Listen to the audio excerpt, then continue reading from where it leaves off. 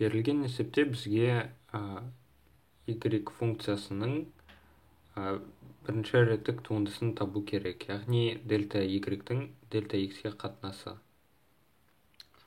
Мұнда x-тің формуласы берілген, ол көбейтінді түрінде берілген, және y-тің функциясы 2t квадрат плюс 1 деп көрсетілген. Және мұнда осы есеп шығару үшін басты қажетті туындылардың формулаларын көре аласыздар. Мысалы, көбейтіндінің туындысы, экспонентаның күрделі дәрежедегі туындысы және жалпы жағдайдағы функцияның туындысы. Біріншіден, бізге осы дельта y бөлу дельта x функциясын бізге ыңғайлы түрде жазып алу керек. Ол үшін бізге бұның дельта y бөлу дельта u бөлінген дельта x бөлу дельта u-дан шығатын білуіміз керек. Яғни осы дельта u-лар қысқарғанда бізде бірінші реттік туынды шығады. Енді осы бөлшектің алымын және бөлімін жеке табайық. Ол үшін дельта y бөлу дельта u-ды табу үшін бізге y-тің туындысын алу керек. Ол 2t квадрат плюс 1 осының туындысы болады. Бұл қосынды болғандықтан, оның әрбір мүшесінің жеке туындысын табамыз. Мұнда 4t плюс жай санның туындысы әрқашан 0 болады, сондықтан 4t ғана шығады. Бұл есепті шығаруға бірінші қадам болды. Міне, осыны бірінші қадам, осыны екінші қадам деп жазып қойайық. Үшінші қадам бұл дельта x бөлу дельта u-ды табу.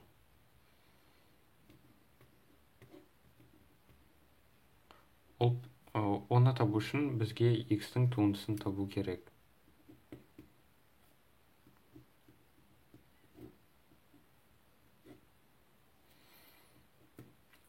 Енді осы көбейтіндің туындысының формуласын еске салсақ, онда t-ның туындысы жай 1 болады, көбейтілген e-ның минус t дәрежесі, қосу e-ның минус t дәрежесінің туындысы көбейтілген t болады.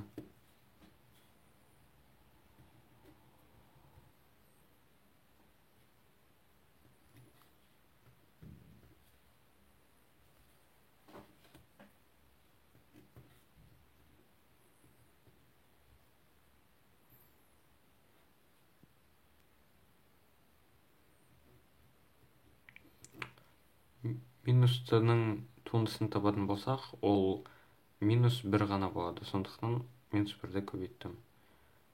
Көбейтілген, енді жай t-ны жаза саламыз.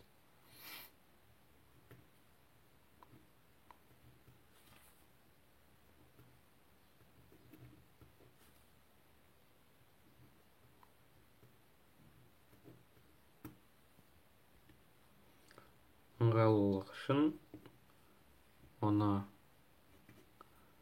e-ның минус t дәрежесі көбейтілген 1 минус t деп жаза салайық.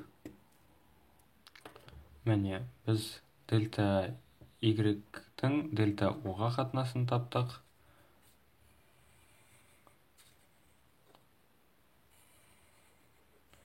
Және дельта x-тің дельта u-ға қатынасын таптық. Енді оны жай ғана туынды түрінде жазып алу керек. Бөлінді түрінде жазып алу керек.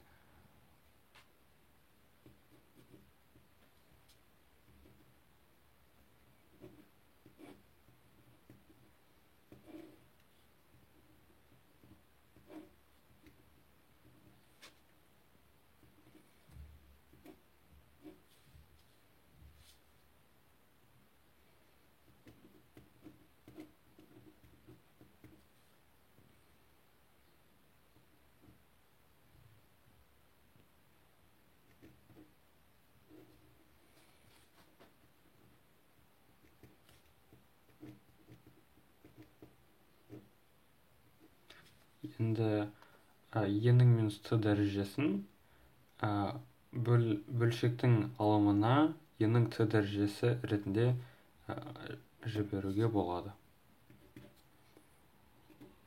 4t көбейту экспонентінің минус t дәрежесі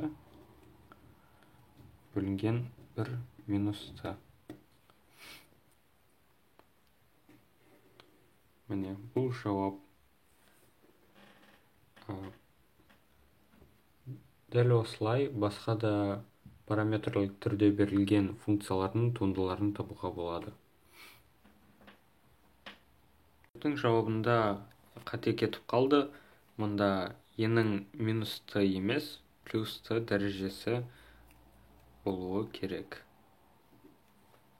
Яғни e-ның минус t дәрежесін алымға көшірдік.